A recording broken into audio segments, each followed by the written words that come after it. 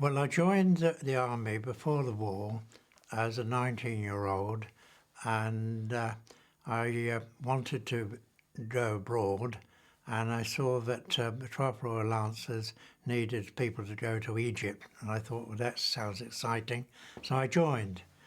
And soon after I joined, the war broke out, and as I wasn't fully trained and only 19, I was left behind when they went to France with the British Expeditionary Force, and then they eventually came back through Dunkirk. But during that time I did my training and qualified in the Royal Armoured Corps on armoured cars. The war broke out in September, and the previous months there was a lot of what you might call sabre rattling, and of course Hitler had gone into Poland, and so one expected the war. Gas masks were issued, air raid sirens were tested, and so it was no surprise. And I think most people thought, well, enough's enough. Hitler, who knows, marched into Austria, threatened everybody else, and let down Neville Chamberlain. And so, generally speaking, in the regular army, it was expected and enthusiastically received. When they called for volunteers after Dunkirk for Commandos, and they specified that they wanted people who would be willing to serve anywhere, could swim, weren't prone to seasickness, would be willing to parachute, go in a submarine, able to drive a car and or a motorcycle.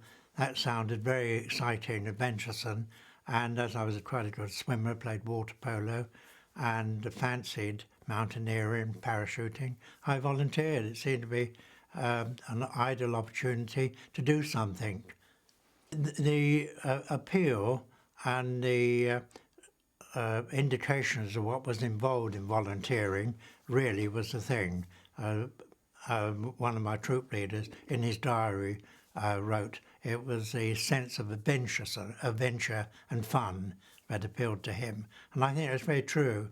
Although there were some soldiers who volunteered, there was really three categories, I would say.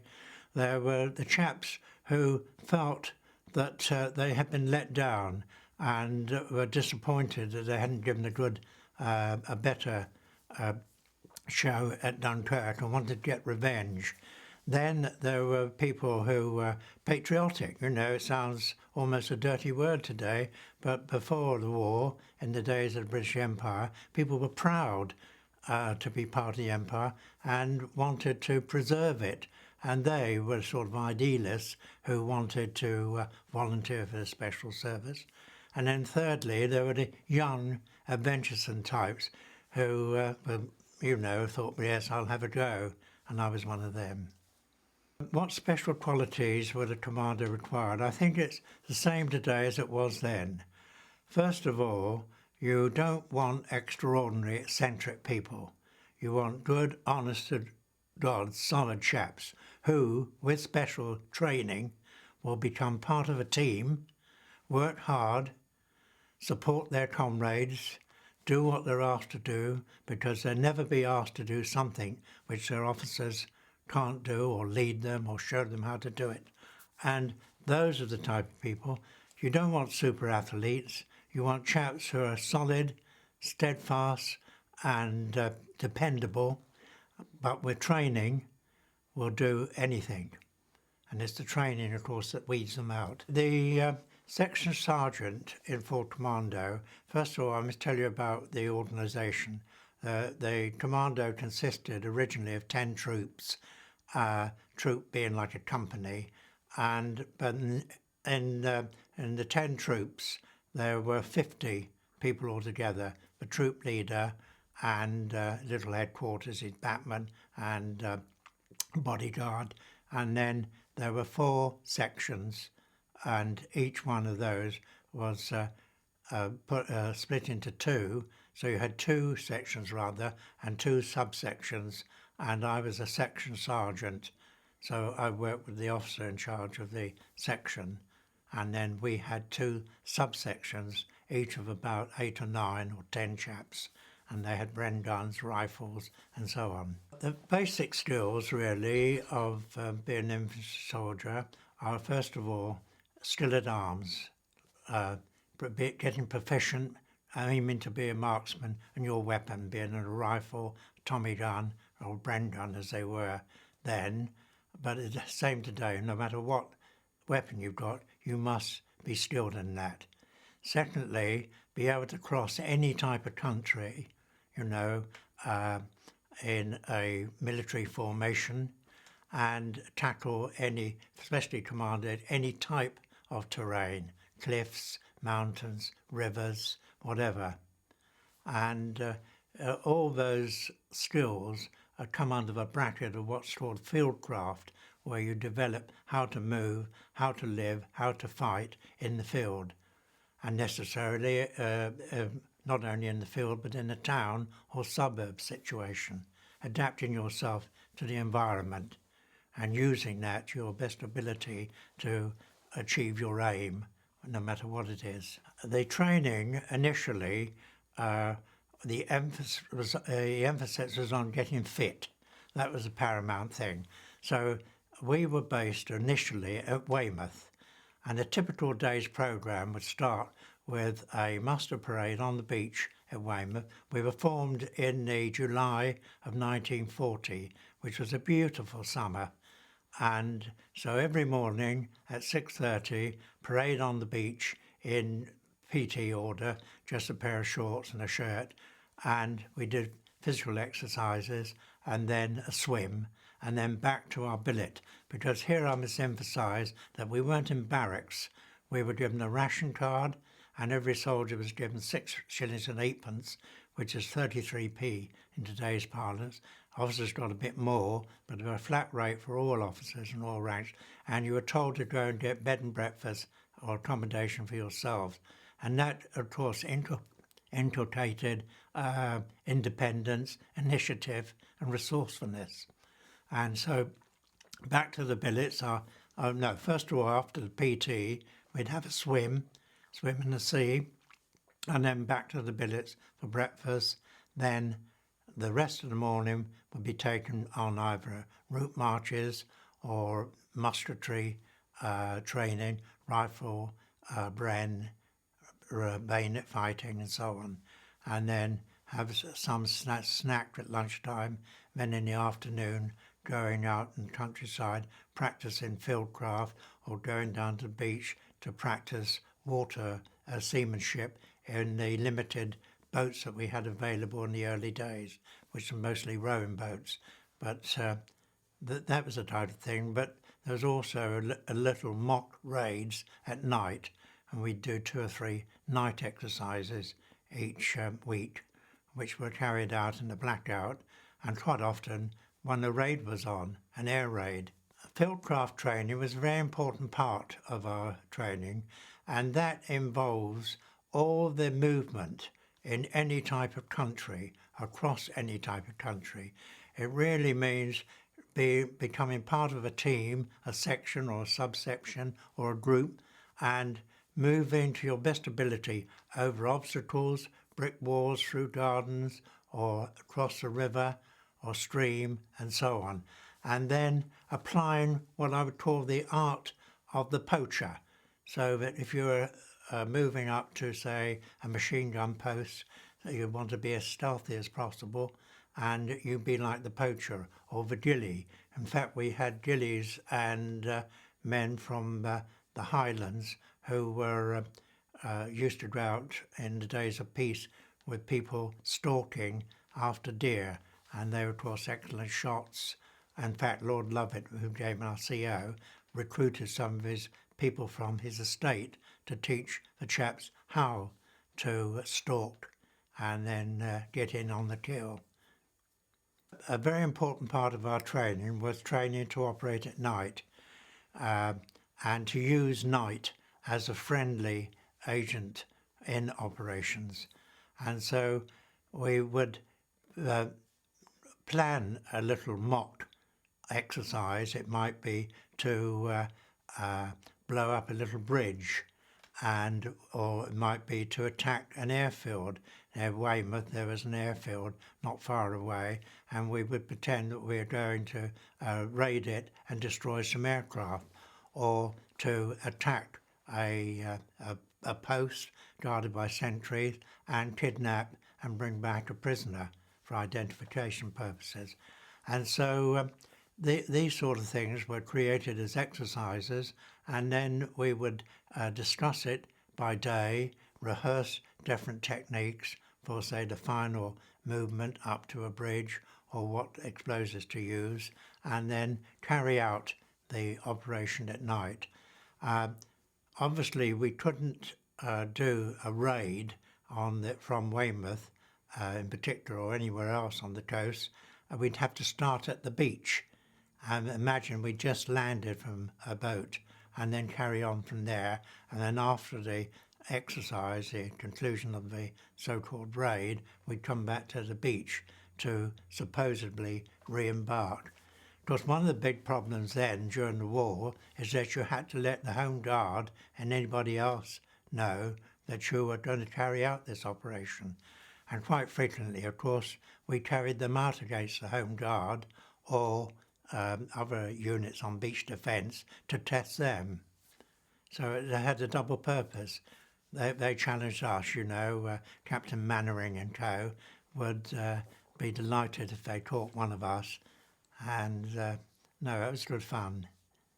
Close order combat. Now this was a great thing about Commandos. They introduced unarmed combat, as it was called.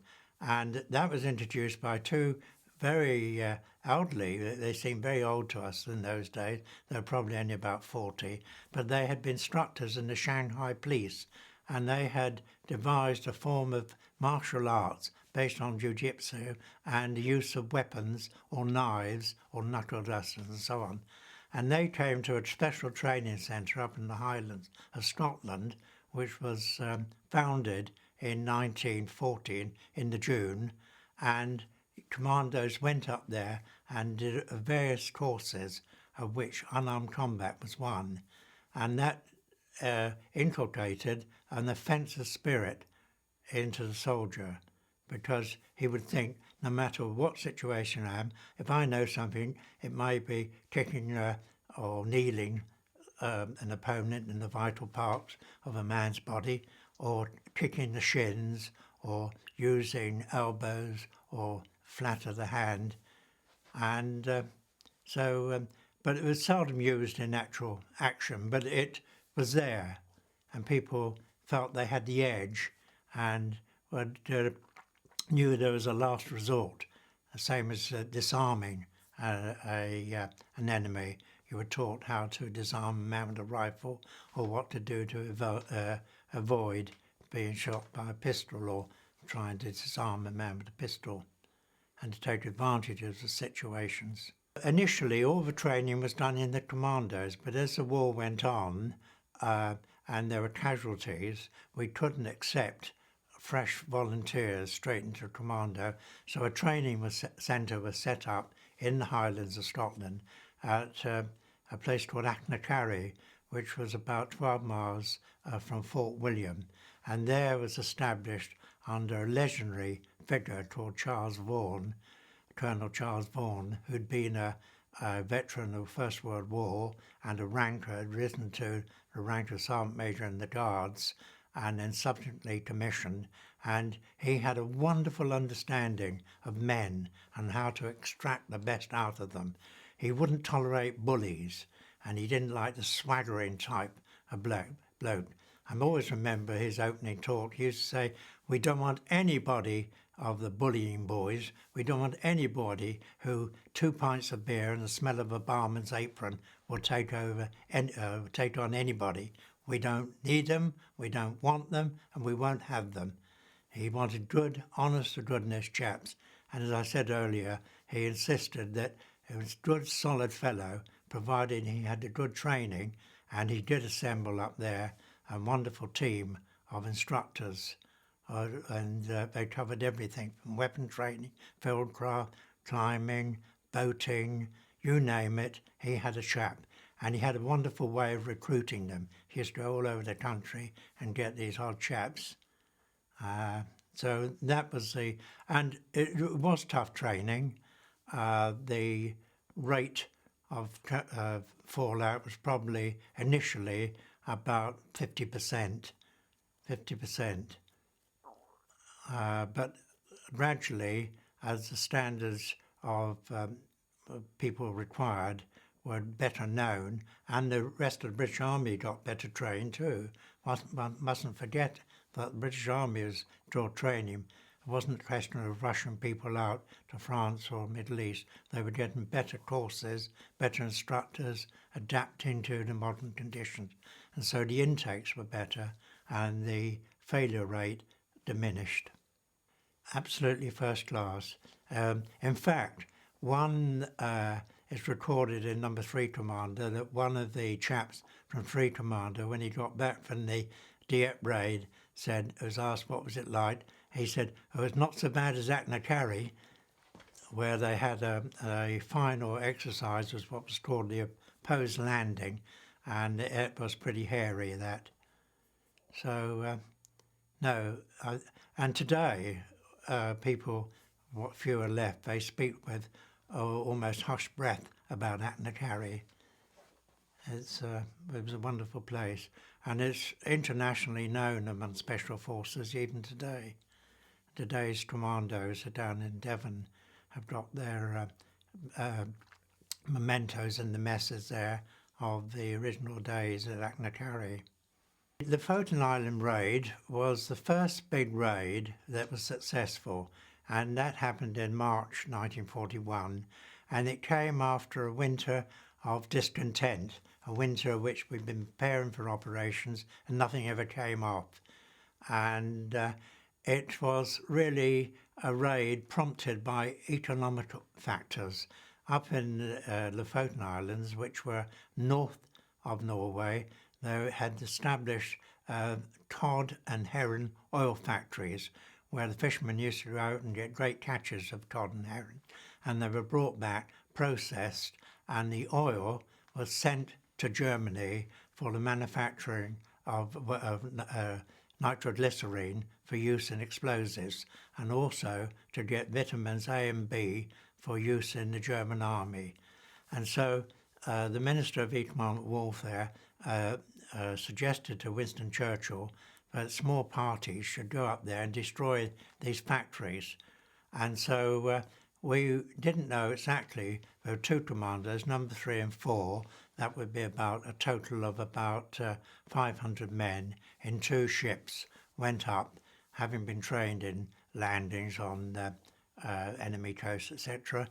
And we raided the 4 ports up there in the Lofoten Islands, including Slava, which was the capital, and we destroyed 11 fish factories and burnt 800,000 gallons of this oil, sunk 11 boats, and brought back 200 odd prisoners, and an equal number of Norwegian volunteers who wanted to fight for the free Norwegians. And we didn't have a single casualty because there were very few German army there. They were mostly manning weather forecast stations, and they didn't put up a fight at all.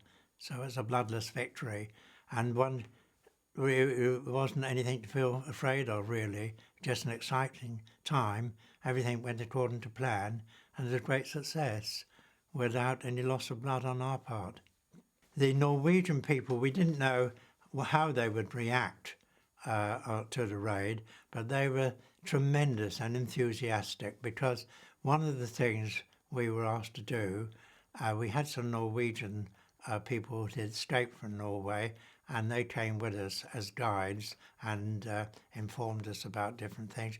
But one of the things we had to do was to capture Quislings. They were Norwegian collaborators who were hated, of course, by the Royal Norwegians, and we brought back about 16 of those from the different ports.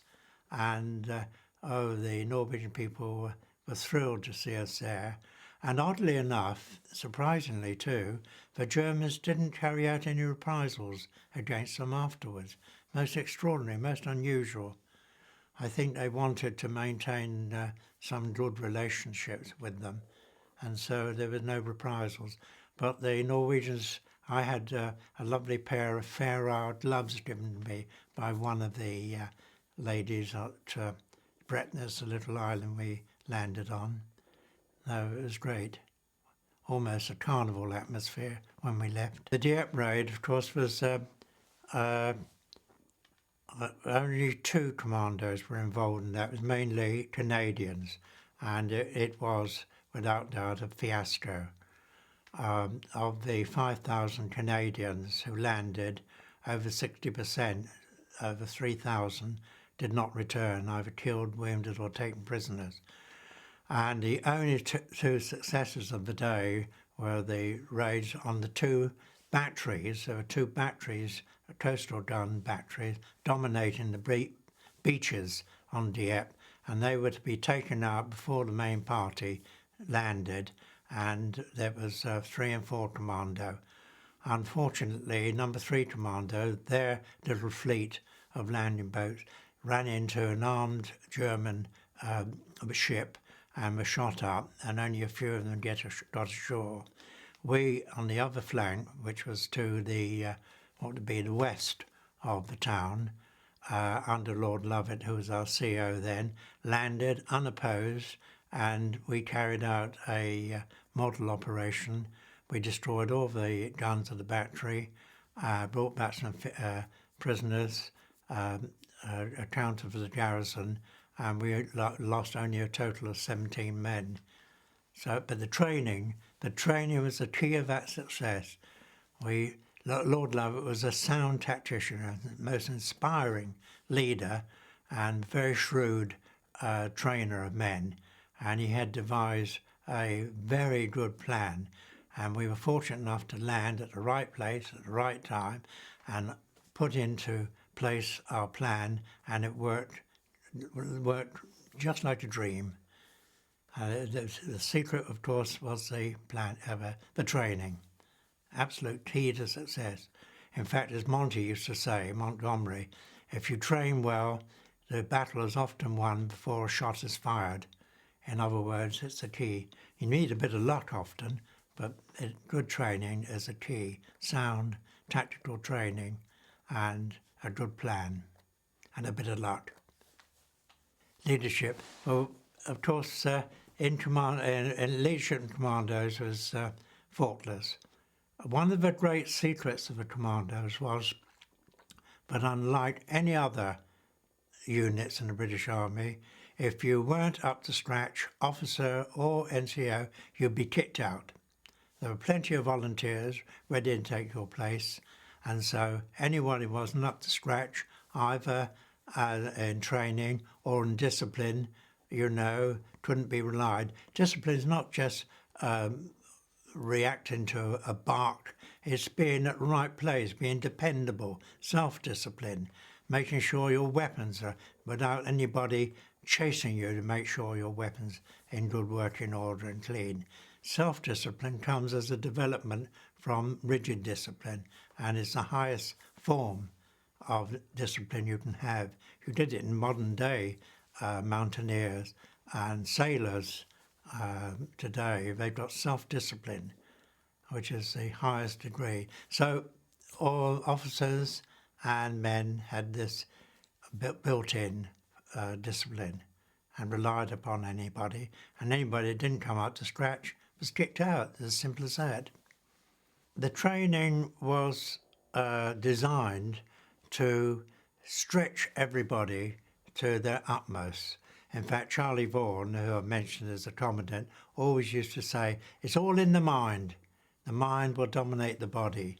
And so the basic training, of which the hardest part, I think everybody agreed, the hardest part was what's called speed marches, where a fully laden soldier, often with as much as 40 to 50 pounds of stuff in his equipment, plus rifle or Bren gun, had to do a series of speed marches which culminated in 15 miles, just over 2 hours. And then, as a team, because that's the key of a commando work, a team. You have a team, and it's not just 5 or 6. The team comes down to 2 people, me and my pal, and you build up from there. And so on a speed march, you do your 15 miles in just over 2 hours, to come back and not just fall out, but to go and do an assault course or on the range and fire weapons. And that, even today, those with memories will say that was the toughest thing, really. On active service, my experience was limited to raids, but the other people who were in Italy and in Yugoslavia in particular had to endure very hard conditions of being in the line when they were not involved in just raiding, but having to fill a gap where some infantry battalion had to withdraw. Often the commando had commandos under command would rush up these chaps to fill a gap, and then they had to endure very hard conditions because they didn't have the equipment of the normal infantry battalion. They only had what we called raiding stuff and gear.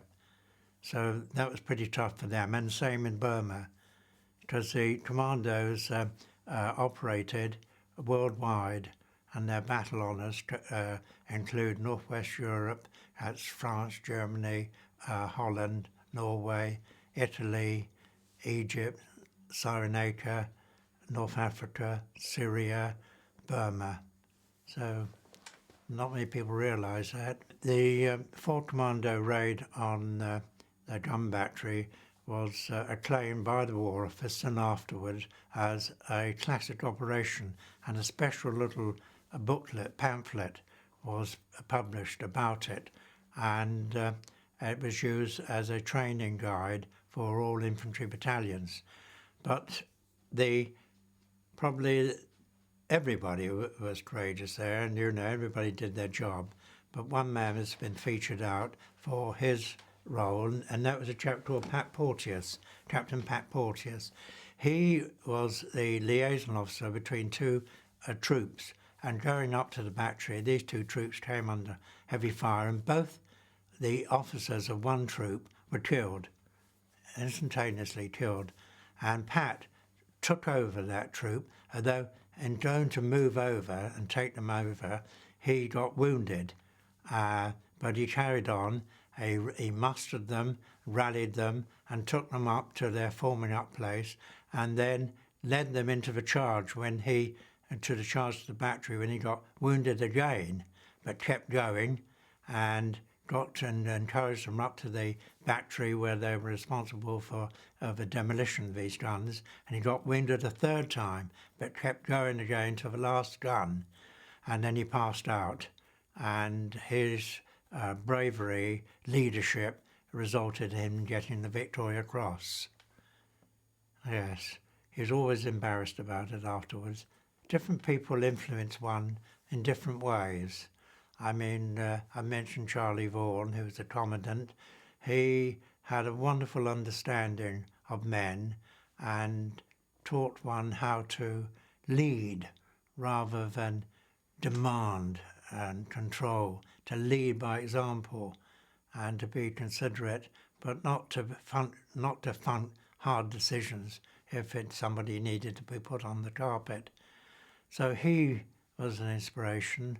Lord Lovat was outstanding in leadership and had a lovely way with him too. He had this knack of getting to know everybody and knowing everybody's name, so that if you passed him in the street when we were in Troon or Ayr, when we were in billets and that, he'd say, "Hello, Dunning," or whoever it was, and that's a great influence. A community spirit, that is very important. The development of community spirit is a great feature, of course, of all army units, and it should be a good and important factor in civilian life too, and it is in many circumstances, especially for young people. They get into teams and that. And they would find in the army that that is a very dominant feature. You're part of a team. You have a leader, and you would expect that he or she would lead you by example and not ask you to do something they couldn't do or show you how to do it. That was the key of commando training. No officer ever asked his men to do something which he couldn't do, or if he wasn't the best, he would show them how to be the best. And that's a very important factor in leadership, especially when physical things are involved more than, say, theoretical things. But community spirit, probably in the commandos, would be interpreted as teamwork. Teamwork, where you depend upon everybody, and they know that you won't let them down. That's a great key, to have a feeling that the chap on your right or left won't let you down. What's your worst memory of the war? Well, I think undoubtedly when we lost comrades in action, or sometimes in training too, through an unavoidable accident in the mountains, or some faulty explosive blew up. I think losing a comrade is a very hard thing to endure. You have mixed feelings afterwards, but then you feel that he died doing what he thought was right and probably saving somebody else or helping to save or helping achieve. So your legacy was to carry on and do that, and I think most chaps did. And probably after the war we remember those. That's why so many go to the places of memorials to remember their comrades, not to exhort in victory, but to remember chaps with whom they stood side by side and then were no longer with them. Lots of times one was frightened. I mean, lots of times. In fact, Pat Porteous, with whom I served after the war because I was a regular soldier and saw action in Palestine, Korea, Suez, Cyprus. Pat too would say anybody that says he wasn't frightened is a bloody liar. I stayed in the army for 20 odd years, so the war was just a part of it, because after the war there was action, as I say, in Palestine and Korea and so on. And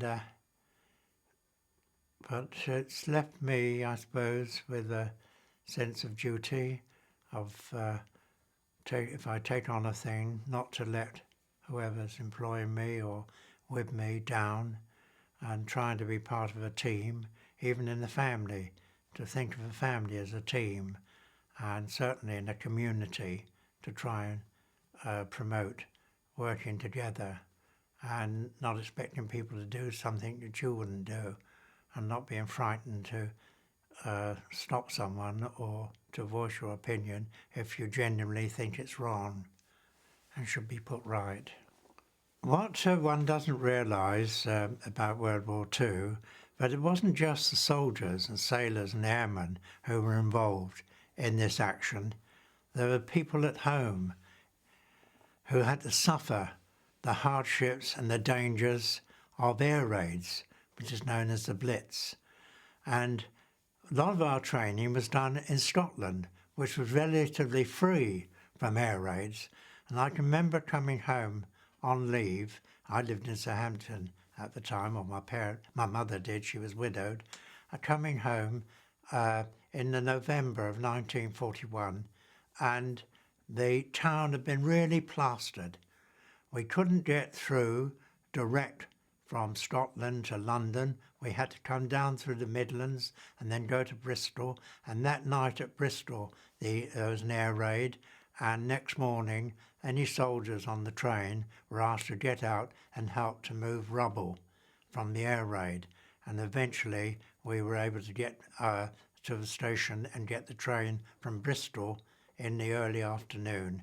And I got home about 3 o'clock, and I was devastated. There were no trams going, and I went to came home to my mother, and there was no water.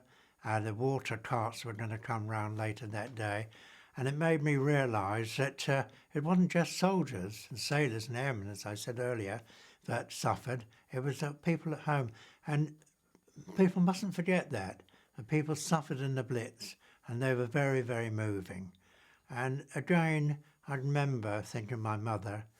On the evening before Dieppe Raid, we'd embarked on the ship at Southampton, and as Sergeant Major I was then, I got all my preparation, and got chaps loaded up their equipment, ammunition, grenades primed and all that sort of thing. And I wandered up on deck, and I looked towards Shirley, it's a suburb of Southampton, from the deck to where my mother lived, widowed mother. And I just stood there for a few minutes. I thought of her, and I thought, well, she doesn't know I'm here. She doesn't know what I'll be doing. I only hope I'll come back and see her after this next job.